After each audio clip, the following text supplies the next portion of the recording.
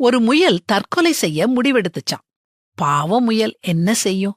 ஒரு பக்கம் வேடன் வரட்டுறான், இன்னொரு பக்கம் நாய் துரத்துது, மறுபக்கம் புலி. இப்படி எந்த பக்கம் திரும்பினாலும் எதிரிகள் துரத்துறாங்க.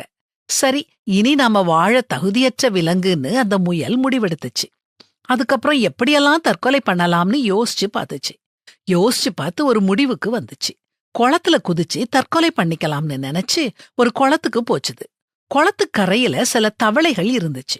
முயலை பார்த்த உடனே தவளைகள் பயந்து குளத்துக்குள்ள தாவிச்சுது. இத பார்த்த முயல் சிந்திக்க ஆரம்பிச்சது. அட, நம்மையும் பார்த்து பயப்பட இந்த உலகத்துல உயிரினங்கள் இருக்குதே அப்படின்னு ஆச்சரியப்பட்டுச்சு.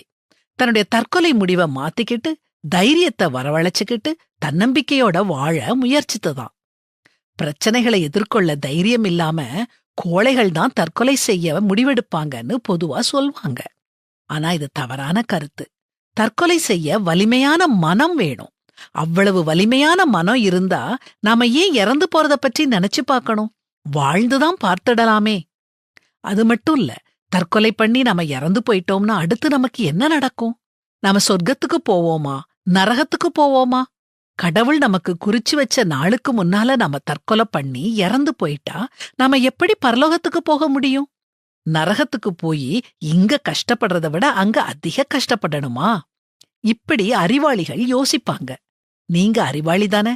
நீதிமான்கள் கூப்பிடும்போது கர்த்தர் கேட்டு அவர்களை அவர்களுடைய எல்லா உபத்திரவங்களுக்கும் நீங்களாக்கி விடுகிறார். நொறுங்குண்ட இருதயமுள்ளவர்களுக்கு கர்த்தர் சமீபமாயிருந்து நறுங்குண்ட ஆவியுள்ளவர்களை ரட்சிக்கிறார். நீதிமானுக்கு வரும் துன்பங்கள் அநேகமாயிருக்கும். கர்த்தர் அவைகள் எல்லாவற்றிலும் நின்று அவனை விடுவிப்பார்.